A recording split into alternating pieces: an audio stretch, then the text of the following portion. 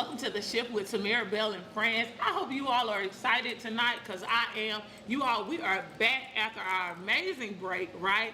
And we're back with season 2, and I hope you're excited. We have an amazing guest joining us, but there's a couple things I want to talk about tonight. Make sure you go ahead and share the broadcast.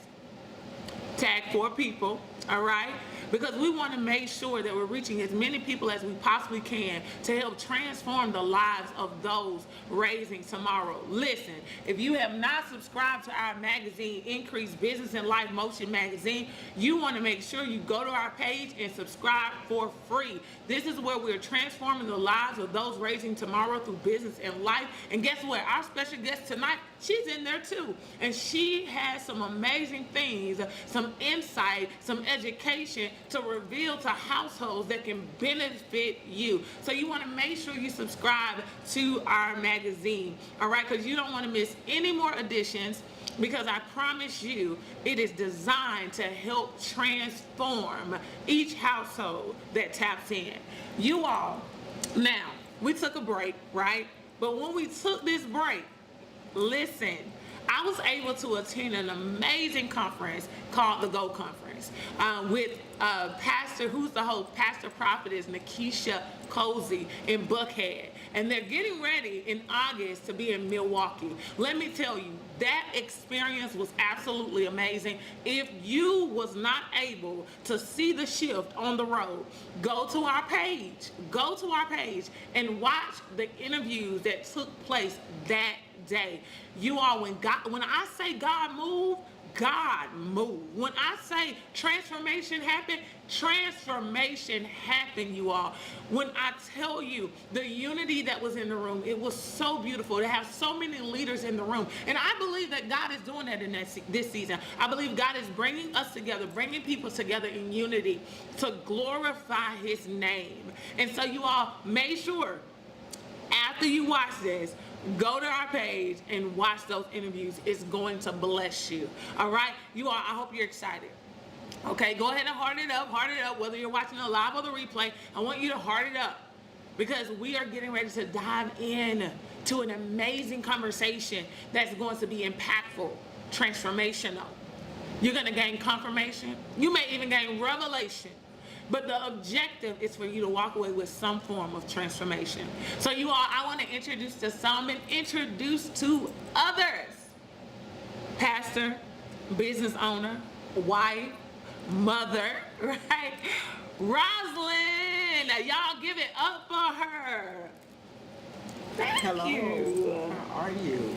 I'm fine. I'm so excited. Well, you miss grandmother as well. Grandmother. I am the grandmother of 5. You know, they are my life. So, yes. I love that. It looks good on you. All of it actually looks good on you. I think a lot of times to be able to see what's in a person and see the things that a person is doing, to be able to stretch your time, utilize your time, but to be able to walk in business, walk in ministry, walk in, marriage, walk in being a mother and a grandmother. I think that's amazing. What I want you to do, I want you to just introduce yourself to the audience, tell them some things about you. Okay, my name is Rosalind Ryan. As Tamara said, I am a pastor, a business owner. My company is R&R Insurance Consultant. I work predominantly in the Medicare space. I absolutely love what I do, and for me, working in the Medicare field is a marriage between business and ministry. It puts me in the lives of seniors. It puts me in the lives of people. Sometimes they need something more than just insurance. They need a touch from God. They need prayer. They need love. So it's for me the best of both worlds, and I absolutely love what I do. Awesome. So how exactly did you get into that industry? Prior to doing Medicare or insurance, I was a property manager I started out in the senior property, Pacific Park Apartments to be specific, here in Warner Robins. And I worked in the family property for years. It's a tax credit, low income tax credit property. That was very fulfilling and rewarding because it provided affordable housing for people that wouldn't otherwise be able to afford it. Have some great stories and experiences from that time of working there. But as you can imagine, being a property manager gets old after a while. You deal with a lot. You deal with a lot of drama. One of the managers that was at the senior property, she was tired of the senior property. I was tired of, needed a change from the family property, so we swapped. Oh, wow. She came to the family property. I went and I was managing 2 senior properties. What was different on the senior properties, we had to do monthly activities for our seniors. And so one month I brought in someone that did a Medicare presentation, but I was impressed with her because it wasn't just about doing Medicare. She was helping them to fill out applications for Medicaid if they qualified. She was helping them fill out the application for extra help. It wasn't just let me sign you in a plan and go off in the sunset. Right. It was let me see what benefits you're missing out on and make sure that you get it. And that really intrigued me. And so when I left the senior property, I called her and I signed up, and I was so excited and so motivated from, you have to go through training and licensing and all of that, from taking the first course all the way through finishing that course, taking my state exam. I did it in 20 days. That's how motivated I was. That's good. Yeah, and I just hit the ground running. Now, I don't advise anybody. This is a great field, and I was fortunate that my husband, was working, and he was the main breadwinner in the house. But it is a grind. And you just don't start, in this field and you're going to be making, loads of money. Right. So I wish if I could do it over, I wish I would have started it on a part-time basis to begin to build my book of business and build my residual. But I was all in, and I hit the ground running, and I haven't stopped. I love it. I love the fact that you haven't stopped. There are a couple of things that you said, like when you said the benefits of it. To find the benefits, it made me go biblical. So a lot of times in this walk with God, I believe that a lot of times our job is to reveal light. Yes. And to reveal to people like the importance, the benefits of actually living for God. Mm-hmm. So I think a lot of times people look at what we can't do opposed to the benefits of the things we can do and why God does not want us to do certain things. Exactly. So when you said the benefits, it definitely made me go back. I remember when I was younger, there were and I was in college, and I heard someone say something, and they were like, the 10 Commandments is like me being in prison. Right. And I remember being in college, and I made a statement. I said, no, you don't see the benefit of it. The benefit of it is it's a protection mechanism. It is. And if you know the word of the Lord, you'll understand that the Israelites were reckless. They had came from a place, the Egyptian place, they came from a poverty place, they came from a place of bondage, and now they're free and they had no boundaries. Mm-hmm. And so a lot of times people look at freedom as a place of no boundaries, but it actually is a place of boundaries in God. And so when you're talking about Medicare, you're talking about making sure that you have the right benefits and all those things, that is also saying there's some things that we have to let go of, and there's some things that we have to gain acknowledgement of. And so, and I love how you were like, I took it and I ran with it. I took it and I ran with it. So could you say that you taking it and running with it actually exemplifies your path in your life? Like, are there other things throughout your life that you feel like you actually took and just ran? Yeah, I'm not the type of person that do anything halfway. And just when I look back at my working history, I never worked on any job where it was laid out, or I came in and I went through training. Almost every job that I went into, it was different when I left it. One of the one of the gifts that God has given me in the workplace is process improvement. And so I can go into a process, and I remember when I went as a property manager at Pacific Park Apartments, things was chaotic, things were, paperwork was not in order. It was a mess. And so I'm one that, you know, I can bring order out of chaos. That's and I was good. able to go in and just see things that would improve the process.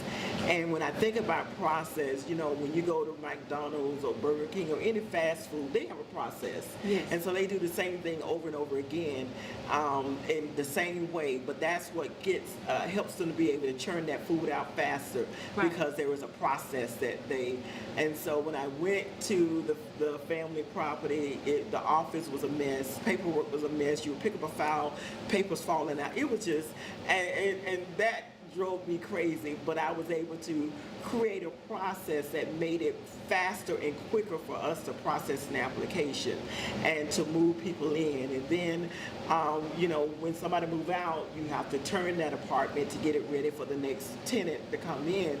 And so I had to make process improvements so that maintenance could get in. It was taking them 6 weeks to turn an apartment, and they could get it down to a week and a half. We had that apartment ready, but it's all about process. And I just have that ability to go in and see, okay, if we change this and we do that, we do it this way, and be systematic about it. It just makes it easier. Wow. So I have a question. Okay. So when you were in the property management field and you started and you're able to go through the process and just shift it and change it and all those things, make it better, were you in ministry at that time? I was in ministry. Because the whole time you're talking, all I hear is ministry. Yeah. Because you're like, it's chaotic. And you know, what's in my mind is people will come one way, but God is giving you a gift to help them evolve. Yes. Help them grow, help them blossom. And I don't know how I'm able to see it the way I see it when you're talking, but it's all God. I think that's something that people yearn for. Like, it's like, okay, I'm this way, but I don't know why. It could be Right. my upbringing. It could be, you know, Exactly. how I was trained. It could be my environment, where I come from. And so I don't necessarily know how to get out of it, but I know this is not what I want for my life. And so God will bring somebody like you in and say, listen, it's chaotic, it's messy. Yeah. But he's gifted you to say, okay, we're going to clean this up. And it may not, you can honestly probably say it wasn't an easy task. It was. It wasn't. You know, when you start on any job, there's always a honeymoon phase. So there was that honeymoon phase on that job where everything was good. But I had gotten a prophetic word.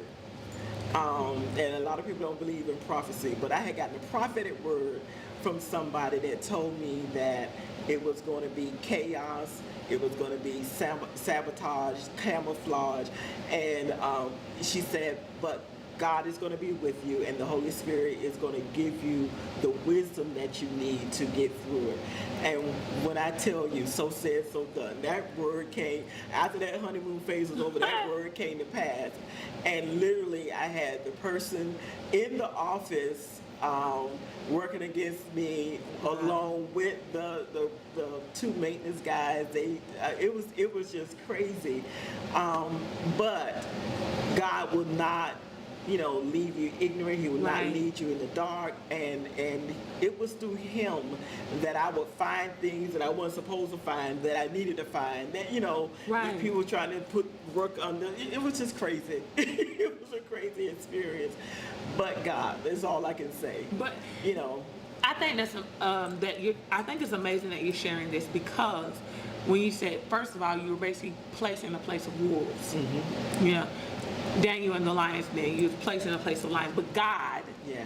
worked it out, right? God covers you, God protects you. And I think a lot of times people look at it and they think, okay, you're blessed, but they don't see the battlefield. Right. And in your case, it was in the work environment that you were hit with a battlefield. Yes. You were hit with people that didn't necessarily like you. They probably didn't even know why they didn't like you. Right. And so a lot of times when you are a person of integrity, when you are a person that's caring, when you are a genuine person, there are people designed to try to make you somebody that you're not.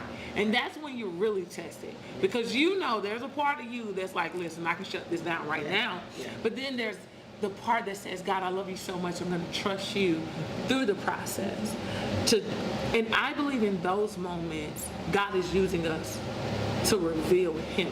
Yes. Our relationship with Him. Yes.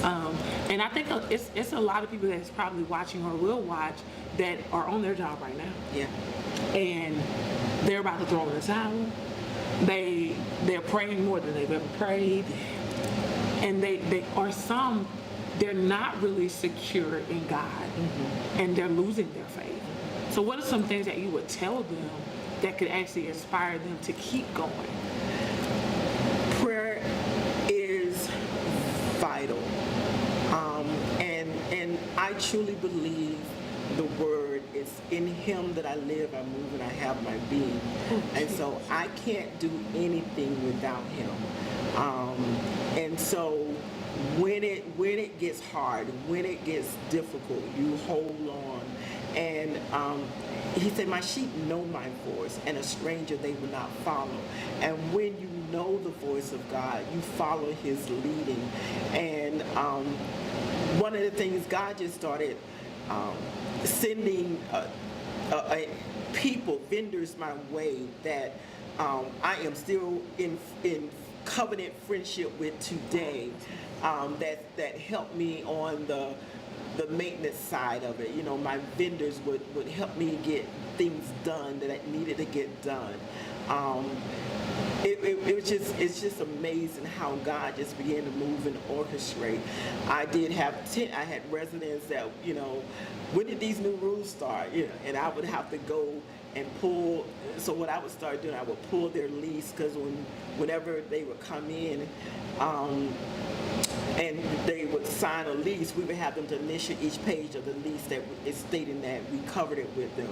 And so when they would say, when did this new rule start? I would go back to your file, pull your lease, pull that page to show your name. So so I had warfare without, I had warfare within. It was chaotic, but I trusted God, and He gave me. I can't. You know, I tell people I'm a smart person, but God makes me look even smarter. Ooh, that's you know, good. because He will give you the creative ideals. He'll give you wisdom, but you got to trust Him and pray and lean not to your own understanding, Right. but in all of your ways acknowledge Him, and He will direct your path. So it was a trying time, but it was also rewarding because of what I was doing. I remember one single mother that came in, and she was coming from a devastating situation and needed a place for her and her children to stay. And the day she came by just to check on her application, and I told her that she was approved, she dropped on her knees and began to cry and just, thank God for giving her a place of security.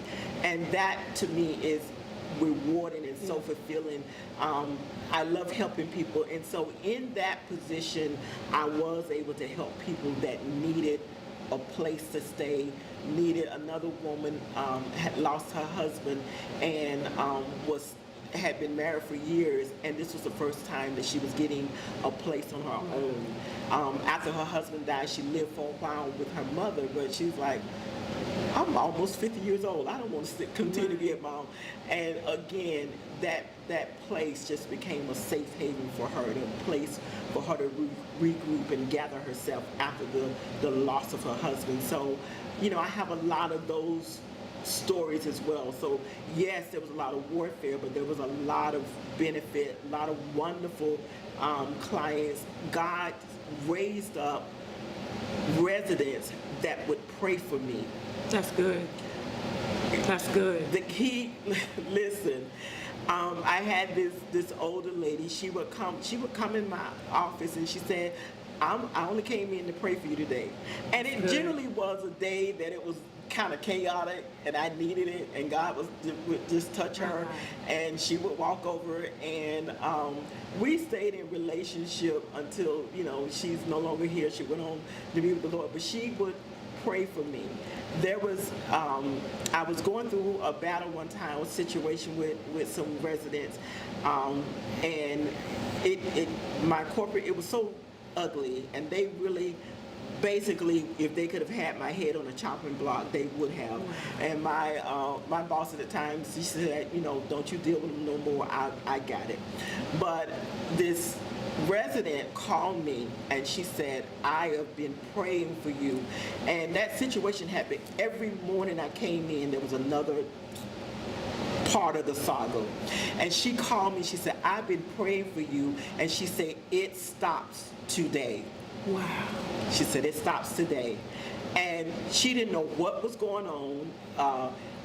Nobody had talked to her. She just, from prayer, God had let her know that I was going through warfare. And that was the last day that I came in and had to deal with that situation. Wow. And so I thank God. So I have some great stories from that time, but it was also a challenging time. It was warfare. I think the thing that I love the most is how you've gone from property management to insurance, but you're really kind of doing the same thing. Yeah.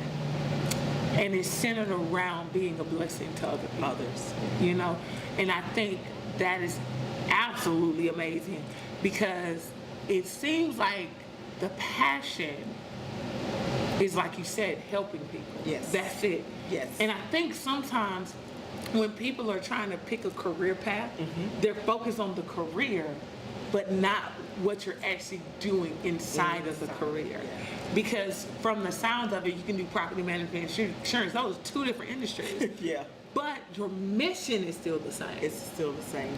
And that's where the passion comes from. And I think that's actually amazing, because it's one thing to have a gift, right? And you're a painter, so you're painting. So that's what you want to do. But it's another thing when you have a heart Yes. for people. Yes. My personal motto is, if I can help somebody, then my living won't be in vain. That's good. That's And good. so that is my goal.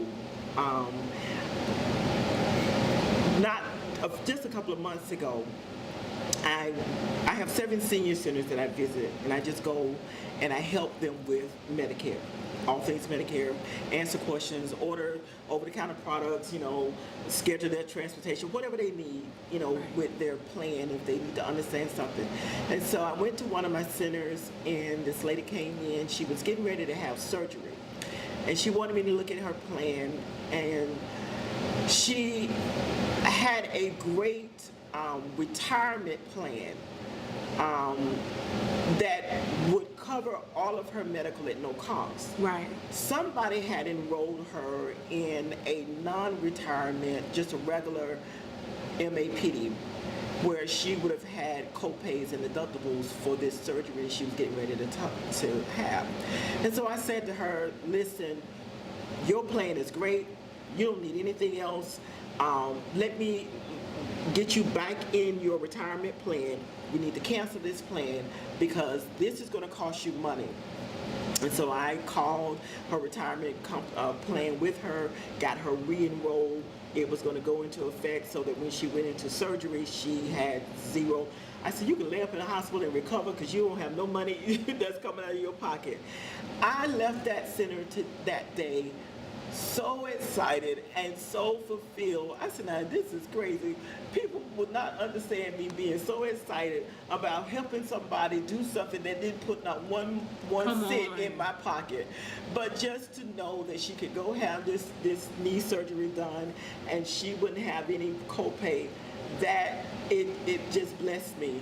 And I was leaving the center that day. I was in Monroe County. I was leaving the center, trying to get to Fort Valley for another appointment. I was on a back road, not paying attention because I was on the phone with a client, and the speed limit was 55, and somebody was doing well over that. And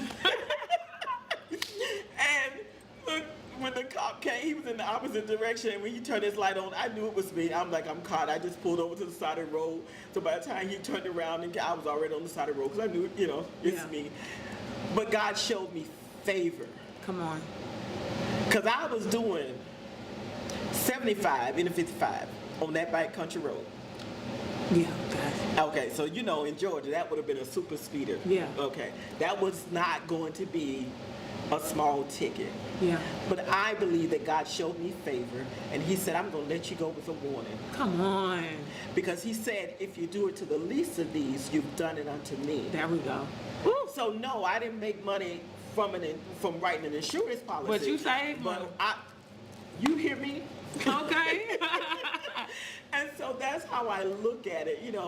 I was so excited by what I did to her. Then I started praising God for another reason. Like, oh God, I thank you. I didn't get that ticket. Right.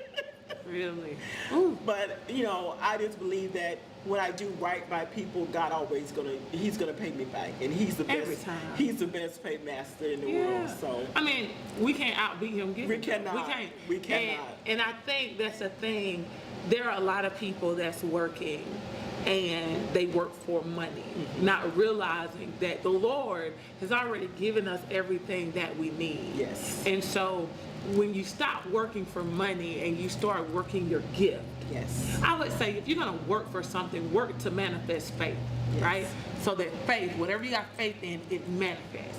Don't look at the money. The money is a block when you look at it, and a lot of people don't understand that. But once they gain understanding of that, they'll watch the flow occur. They'll watch everything happen, and they'll say, wait a minute, I've been working hard all my life, and I've been working for money, and I've been broke. But that's because most of the time people don't realize that when they focus on money, they really focus on lack. That's it. They really focus on what they do not have. And guess what? What you focus on, you attract. But and we have to understand the principles of the kingdom is so opposite of the principle of the world. Come on. Because the world said that you have to get, and you have to go after it. But Jesus said, give. Yep. And it shall be given to you. Mm-hmm. And so the key there is that whatever you give is going to come back to you. So when I focus on giving my time and my talent and my effort to help somebody, then it's going to come back to me. I won't ever have to worry about, my book of business. I don't even run. Like some agents, they get so bent out of shape when clients leave them or another agent come around. I don't have a whole lot of attrition in my book of business because number one, my clients know that I take care of them. Right. And so they're loyal to me. I had one that they called me because these telemarketers, they call. And I tell them all the time, don't give your information. But he gave his information, so he didn't know if they did something. But he said, I called to let you know. Because I told him I'm happy with my plan, and I don't want to make no change. And I'm sticking with Miss Rosalind. Right. And because of the way I treat my clients, I don't have to worry. They refer me. My phone rings off the hook with referrals. Why? Because they, sometimes from the senior center, that time that I go and spend those couple of hours just helping them, I get a call because they said, there's this lady that come to our center and she help us with Medicare. She can help you. Right. So planting seeds. in that time, I may not be doing enrollments, but again, I'm planting seeds, and it constantly produces a harvest, and referrals constantly come. And so if I go about doing his business, again, taking care of the least of these, making sure they're good, making sure they're in the right plan. My philosophy with them is, if it's not broke, I'm gonna fix it. Right. So if you're in a good plan, I'm not gonna change you just to Right. put money in my pocket. Yeah, because you're not walking in greed. Right. You're not walking in greed. You're So walking if in integrity. If it's not broke, we won't fix it. Now, if you have a problem down the road and we need to revisit something in your situation change, call me. Right. But for now, your plan is good. Stay right here. People like that because, number one, I'm honest with them. Right. And they remember that. And I've had people call me and say, they said you're honest and you'll tell me the truth Come on. about my coverage. Ooh. And I will. So I don't have to chase clients and do what other Right. people do they will come to me if I continue to just care about them. And sow the right seeds. You know, I think it's amazing that you're like, you know, they'll bring people to you, but also when you're talking about the sowing the seed and sowing the right seed, I was talking to someone the other day and I was telling them, I don't think people understand that seed produces. Yes, It produces. The question is, what is it going to produce? exactly. That's vital. Some people say, no, your seeds produce. And the whole objective is for your seed to produce harvest, produce something good. And I'm one of those people where my focus is treat people the way I want to be treated. Exactly. If we just treat people the way we want to be treated, we're going to show God. That's it. We're going to show love. That's it. All we have to do is treat people the way we want to be treated. And so even in business, I believe in working in the spirit of excellence. Exactly. Everything, the spirit of excellence. Some people say she do the most. I'm just going to do that. I do the most for God too now. I'll be over the top. Because my thing is, God is so big. His vision that he's plants in us is so big.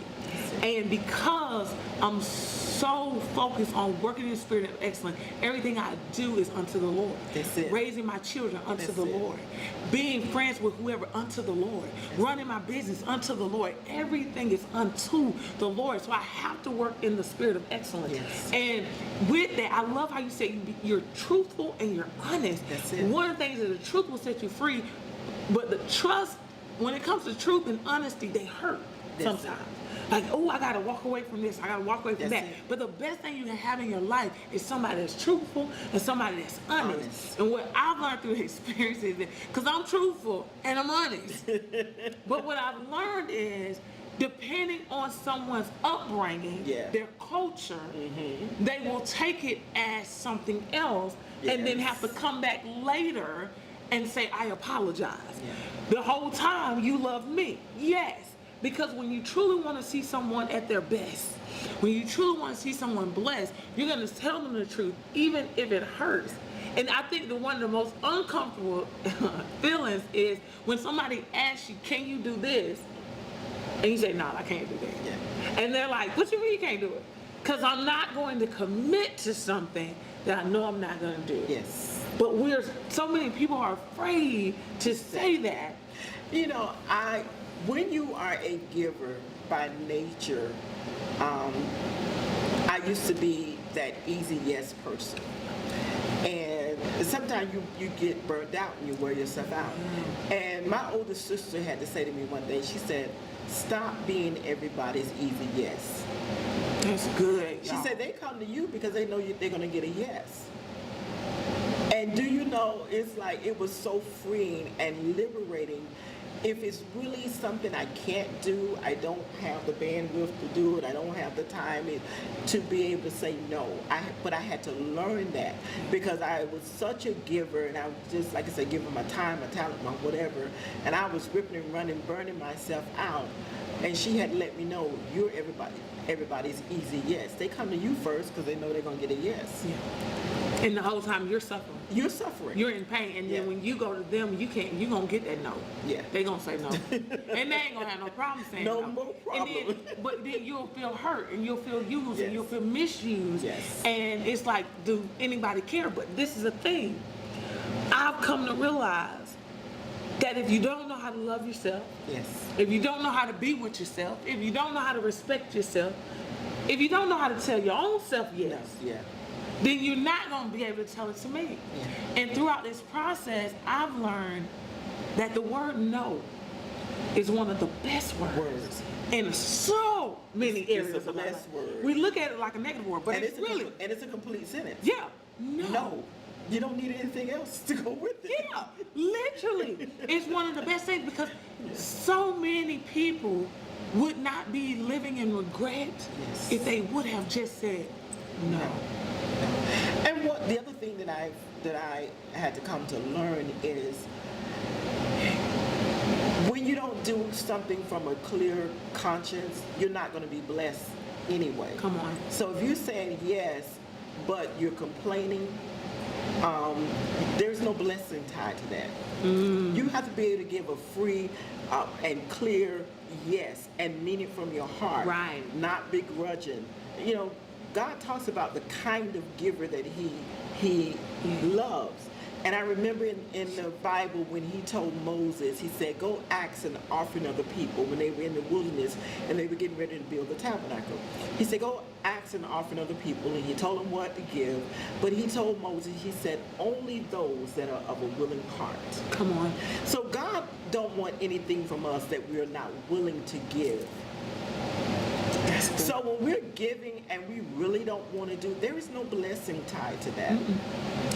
And you know, even when we're talking giving, when you think about vision, everyone in this room got a vision. Right. People watching, you got a vision.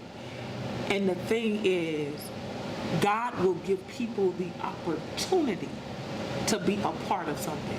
He shows us even with Jesus, when Jesus went to the disciples, he said, leave everything behind and follow me. Now he gave them a choice. Right. They didn't have to. But if you follow me, leave everything behind. That means I want you to leave your vision behind and follow me. But the thing I love about Jesus let them, whatever the gift was, they had no idea that he was still going to let them operate in their vision according to their gift. They had no idea. All they knew was, I got to leave everything behind. So they had to take a risk in leaving everything behind. And then they walked in it. When God brings people into our lives to help produce vision, we have to really look at the willingness of the heart. Because the thing is, if you're in it for the financial gain, you are the Judas. Yes. Oh, wow. You are the Judas. Yes. If you're in it for financial gain. Right. But if you are not, and it's sincere, like I'm doing this because I see the vision. Those are not your Judas. Literally, the Lord will show us. And it's like, we're like, but ain't nobody's going to do that without pay. He shows us in his word. You can actually find 12 people that's going to do it without an ulterior motive. to produce this vision, because they see it. That's it. They see it. They see it manifesting, and they're going to do it with a willingness heart. They're going to do it with a cheerful heart. And they allow, they left everything behind. They followed Jesus, and they were teachable. Yes. They allowed him to train them. Yes. And he said to them, greater work shall you do. And they, after he left, when you read through the book of Acts, these men turned the world upside down, advancing the kingdom of God. Yes. But for a season, they had to leave what was familiar behind and follow Jesus, allow themselves to be taught and to be trained. Then they could go out and reproduce that which was taught to them. And see, that's the thing. When you look at that and you look at, okay, they left everything behind. You look at that training, that teaching brought a level of maturity. But how he said you will do greater works, that means he trained for them to do greater. There are a lot of people that don't understand that when God brings people into your life according to vision, your job is to train them to be better. But so many people don't want the better. And it's like, oh no, if they better than me, then I don't. No. One of the things I love about my mom, she raised us to, whenever we do anything and we bring someone up under us, you train them to be better than you train them to be your replacement. There we go. And that's what I did with the people under me. I trained you to be my replacement, because if you never train your replacement, then you are not ready for that next level. Yes. So you train people that when I vacate this spot, you can come in and fill it and run with it better than I did. And another thing is, if you don't train them to be better, everything you did was in vain. Yeah. The whole objective of training to be better is the greater works. Yes. I need it to be greater. There's no purpose if the only time it actually excelled, the only time we saw transformation was when we was working it. Yeah. It needs to be, it's the work afterwards. And even as you're talking, I'm thinking about David. David came on the scene and he killed Goliath. Yes. And that was his claim to fame.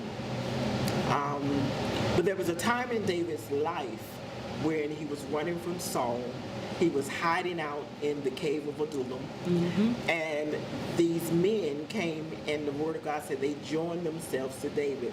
They were broke, they were indebted, they were discontented, they were just a ragtag bunch of men Right. that came to David while he was in a low place, running from his life.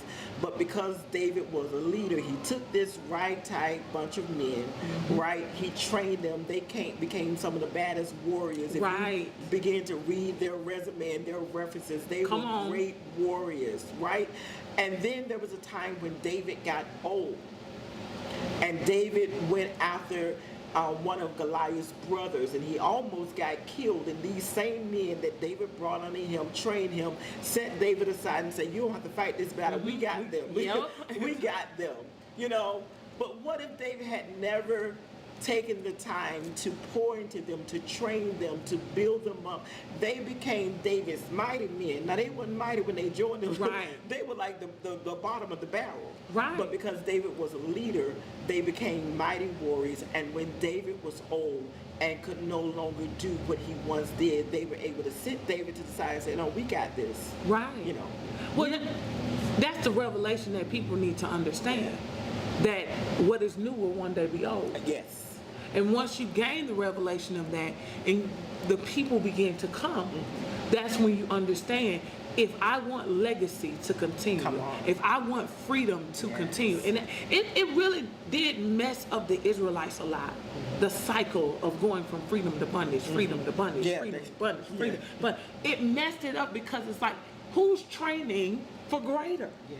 Because if there isn't nothing, you will go back into bondage. Yes. You will go back into slavery. You will go back into a place of Lodabar. But see, one of the things that kept Israel in trouble, and when you go back to when God established the Ten Commandments and he was giving them boundaries, and one of the boundaries that he told them, he said, "Don't take on I'm going to give you this land," right? He said, "But when you go into that land, don't take on the ways and the custom of those Come people." on, let's go. And so they kept getting they're getting in trouble with God because they kept going after other gods. They kept going outside of the boundaries that had been set for them. And so they would get in trouble, and they would cry to God, and God would forgive them, and they raise them back up, and then they would go back, and it was just a constant cycle. Constant cycle. But again, those laws, those rules, when he told them, he said, "I'm giving you the land." At the time when he gave it to him, it belonged to somebody else. He said, "You need to go in and dispossess the land. Get rid of the people that are already in the land. They were just holding the place until you got there." There we go, come on. But again, they didn't obey. Right. And so Woo. they left some of their enemies in the land. Yes, because they didn't obey. And that's the thing. A lot of times we question God too much instead of obeying. And I was talking to someone the other day, and the thing I was telling her was, a lot of times what people don't understand is hesitation is a form of disobedience. That's it. Because if the Lord is telling you to do something, it's like you're driving, the Lord say go right. You hesitate, you miss the turn. So many people are missing the turn, they're missing what God is saying because they hesitate, like, God, are you sure? Are you sure? Like, Yeah. you Is that really want me to you? do that? And you miss it, and you're like, God. And then you turn around. Well, watch this. You didn't know that when you turned around after missing it, it was going to be traffic, stop, up, back up. And it's going to take you forever to get back to that where turn. God, yeah. And people don't even realize it. And I often say about Abraham, in Genesis 12, when God told Abraham to get out of your kindred, get out of your country, leave your kindred, go to a land that I show you. The very next verse, I think it was like verse 4, and said, "And Abraham went." He went. He went. God gave him instructions, and Abraham went. And if we can get to that place where we hear and obey, and it's a hard place. It is. And you have to really grow and challenge yourself Woo. to have an ear to hear, that you hear and obey. Right, and that's the thing. I love that you brought that up because that's one of my actual. I love to teach that scripture actually. So when he went, he obeyed, Yeah. but there was also a piece of disobedience in it. Yeah, there was. Because didn't nobody tell Abram to bring Lot? Lot. He said leave your kindred. But see, if you go later on in the scripture, you'll see that him and Lot got into it. That's there was it. a level of confusion. But he went into the presence of God first, and God didn't even speak to him. He didn't even speak to him. So he had to go, and then they got into a confrontation, and he had to make a decision. Okay, you go. And God did not speak to him until he did the very thing that he told him to do. Right, because sometimes we have to understand that what God has for us is for us. Yes. And we so many times we want to bring people Lord along, knows we do. and he could not receive the fullness of what God had until he separated from Lot. And God had to cause confusion. How many times God caused confusion in relationships? Come on. And we think it's the devil, but it's really God. It's God causing that because I can't get and release to you what I have for you because Because you want to give it to somebody else. Come on. And we all can relate to Yes. that. That's one of the hard. I'm gonna be. It's honest. hard. That's one of the hardest things is to disconnect from people that you saw going with you. Right. And you know what? And what you have to understand is you can disconnect from people. It doesn't mean that you don't love them. Right. It doesn't mean that you don't appreciate them. But for this season, There we go. you have to disconnect. And I'm dealing with that because I had to make a decision in my business to make a disconnection from the person that trained me in the business. And I love her and I appreciate everything that she taught me and the time that she put into me to train me, to give me, that brought me to the place where I have the ability to do what I do. Right. But there had to come a time of separation and a disconnection, and I'm going in a different direction, and it's been a difficult Yeah. transition. What? The thing is- But I still love her, and Right. I still appreciate her. And even yesterday, I was driving and I thought about her, and I'm like, something came to mind, and I said, you know what, I wanted to call her. But there still need to be some healing that has to take place. Right. But just because there come a time where you have to separate. Yeah, you and do. sometimes you can't explain it, and people don't understand the reason why. You can't even really give why it's necessary.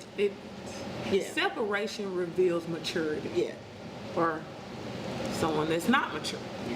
Separation reveals the truth. Yeah. And I believe also separation reveals why you're separated. Yeah. Like, and it's not a bad thing. Like you It's said, not. healing has to take place. But is it in some situations, is it really healing, or is it a level of maturity that needs to take place?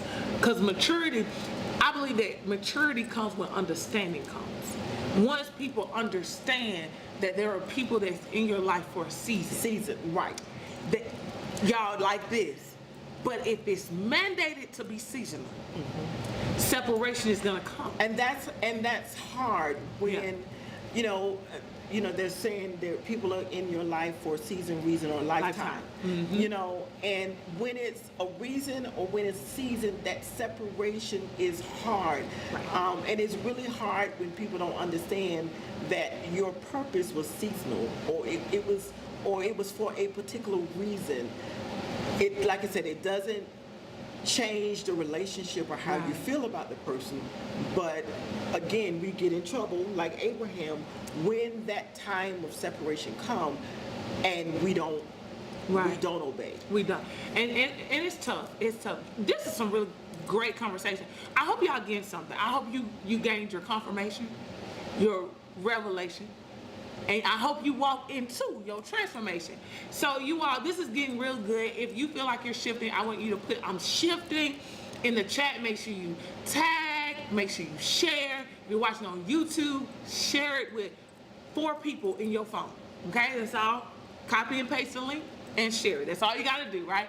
You all, I hope you're enjoying this because I am. This is a really great conversation. What I want you to do, I want you to reintroduce yourself, let them know some things that you have going on, and then also talk a little bit more about your services. Okay. Again, my name is Rosalind Ryan. I am the pastor of Restoration Life Family Worship Center, along with my husband, Myron Ryan, in the city of Byron, Georgia. But I'm also a Medicare insurance broker. The name of my company is R&R Insurance Consultants. And absolutely love helping people navigate the world of Medicare. Medicare is so complex. It's not a one-size-fit-all. And when you have questions and don't know what to do and which direction to go, my job is to help you narrow down your choices and get to where the solution that is right for you. I also, like I said, help people determine whether they qualify for Medicaid or extra help that helps them with prescription drug costs or that Medicare Part B premium.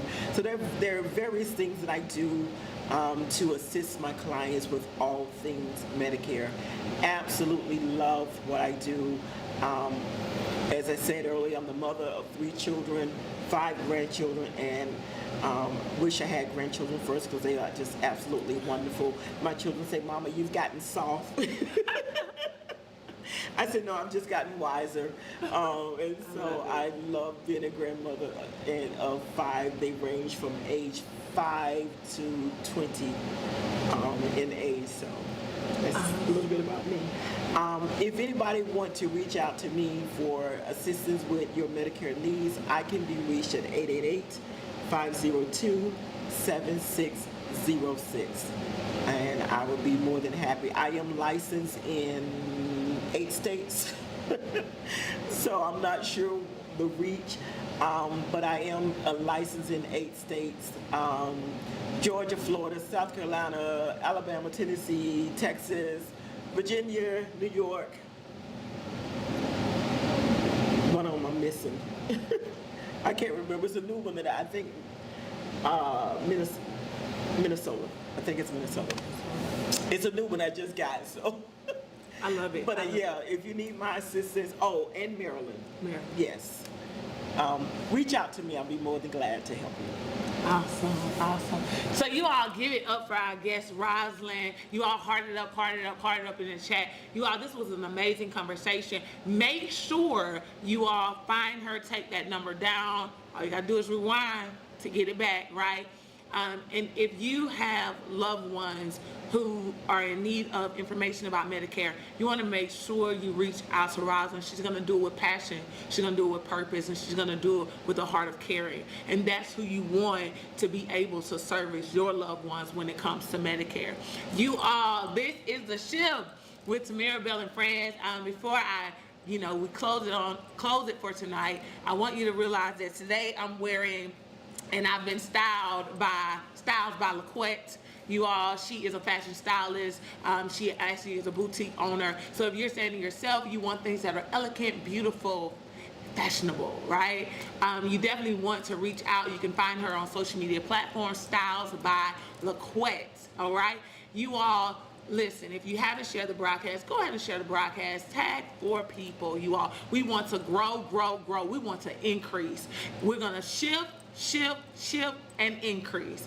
And we focus on transforming the lives of those raising tomorrow. If you are an entrepreneur, coach, minister of the gospel, and you are in need of branding, you want to reach out to Increase Global Enterprises. This is where we bring business to reality through graphic design, brand strategy and development, business strategy and development, coaching, and client representation. If you're ready to take your business, your ministry, your life, your brand to another level, you want to make sure you reach out to us at increaseglobal.net. Now, you all, we meet every Thursday night at 7 p.m. Eastern Time. Go ahead and turn your notifications on. Tune in, whether you're watching on YouTube or any social media platform. You want to tune in, and you want to get your children involved, your parents, people that go to your church, people on your job, because you never know who needs this shift. You never know who needs transformation. And so we can't do it without you. We cannot do it without you, and that's why we thank everyone that shares, everyone that partners with us to make this happen, you all. Now, with all of that being said, you all, I am excited about the things that the Lord is doing. If you shifted, I want you to repeat after me. I'm shifting to greatness. I'm shifting to greatness. I'm shifting to abundance. I'm shifting to abundance. I'm shifting to overflow. I'm shifting to overflow. I'm shifting to healing. I'm shifting to healing. I'm shifting to forgiveness. I'm shifting to forgiveness. I'm shifting to the call over my life. I'm shifting to the call over my life. You all, we're shifting. So make sure you tune in with us every Thursday night at 7 p.m. Eastern Time. Until next time, you all, this is The Shift with Tamara Bell and Friends.